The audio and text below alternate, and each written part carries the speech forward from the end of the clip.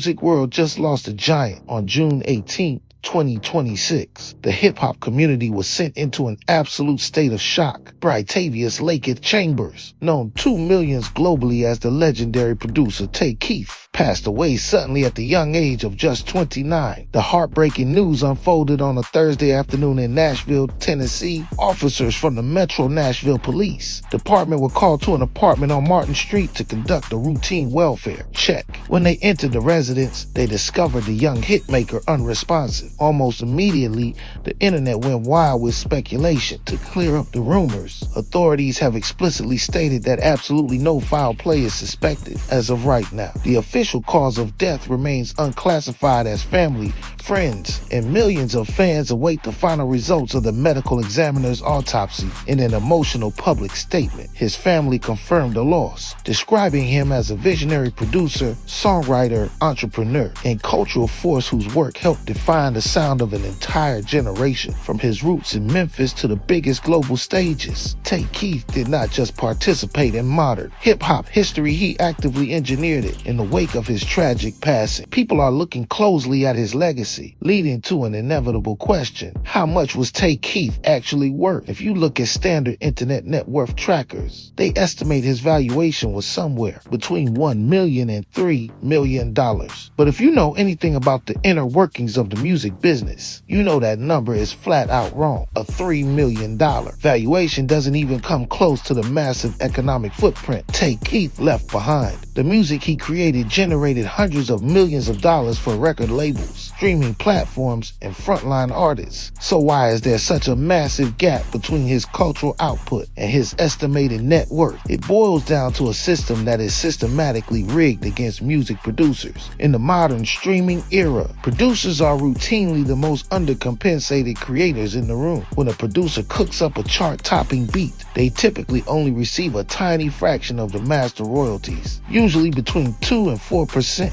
Known in the business as producer points, the major record labels and the frontline artists take the remaining 96%. Worse yet, the real wealth in modern music comes from stadium touring and massive festival headlines. Frontline artists rake in millions of dollars a night performing over a producer's beats, while the creator behind the sound does not see a single dime of that live touring revenue. The system is designed to exploit the labor of the producer, making surface-level net worth numbers incredibly misleading. In March of 2026, headlines exploded when legendary hip-hop producer Tay Keith filed a massive multi-million-dollar lawsuit against Rebel Music, the record label representing breakout star Sexyy Red. Court documents obtained by TMZ revealed a major battle over unpaid royalties. Tay Keith claimed he produced 13 tracks for the rap star, including her massive viral hit Pound Town. While those songs generated hundreds of millions of streams and millions of dollars in revenue, the lawsuit stated the label completely failed to pay him his rightful share and refused to hand over accurate financial records. While Sexyy Red herself was named in the paperwork, Tay Keith's legal team quickly clarified that listing her was a strict legal formality required to sue her corporate representation. In reality,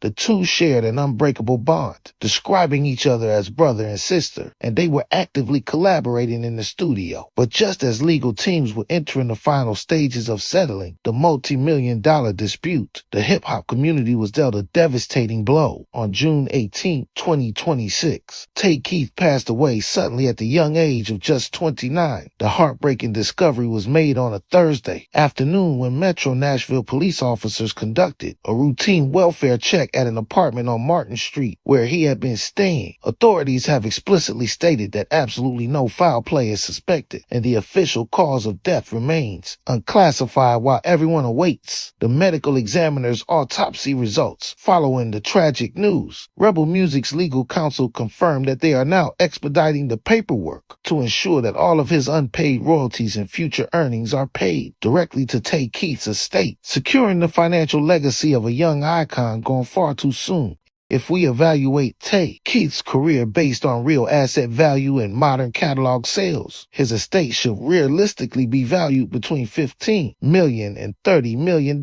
In today's music market, private equity firms buy up song catalogs like prime real estate. They look at what a catalog generates annually and apply a massive multiplier. For a typical producer, that multiplier might be 10 or 12 times earnings. But for a generational hitmaker like Tay Keith, that multiplier easily jumps to 15 or even 22 times the value of his annual royalties. Why? Because he crafted timeless stadium anthems that will be streamed for decades to come. Just look at the sheer scale of his hits. His work on Travis Scott's mega hit, Sicko Mode, earned him an elite diamond certification from the RIA, meaning it moved over 10 million units. He produced massive, multi-platinum tracks like Look Alive for Block Boy JB and Drake, Nonstop for Drake's Scorpion album, and recent chart toppers like Rich Flex and First Person Shooter. When your music drives billions of streams across global platforms, the steady mailbox money accumulates rapidly. His publishing catalog with Warner Chappell Music is a highly lucrative, passive cash-generating machine. Tay Keith's true net worth was never about liquid cash sitting in a checking account. It is about the immense, enduring value of the master rights and publishing assets he left behind. Let us look at the facts for a second, because the numbers do not line up, and it highlights a major disparity in the music industry. How does someone shape the sound of an entire era, achieve over 40 platinum plaques, and secure a diamond record for Sicko Mode, yet the internet still values their legacy between $1 and $3 million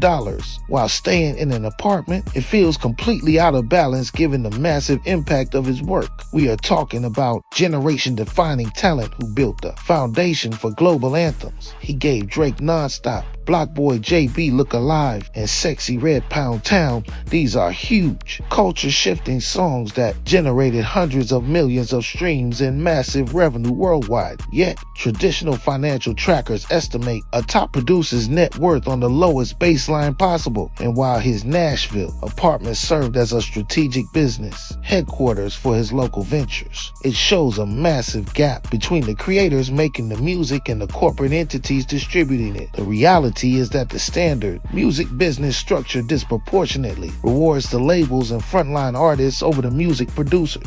A major label often provides a small upfront fee for an instrumental, while the track goes on to make tens of millions of dollars. The producer is frequently left with just a tiny single-digit percentage of the royalties. On top of that, producers do not receive a share of live stadium touring revenue. When tens of thousands of fans pack an arena to hear an artist perform over a legendary producer's beats, the performing artist secures millions for that single night, while the creator behind the music gets 0% of ticket or merchandise sales. This financial gap is exactly why Tay Keith was actively changing his business approach. He recognized the limitations of being just a producer for hire and transition into a high-level executive by establishing the Droom Gang Collective and launching Droomatized Studios. He invested his resources back into independent ownership and physical enterprise. He was building real infrastructure to claim his true worth. The situation emphasizes a major reality check for how the music world compensates its most essential creative minds.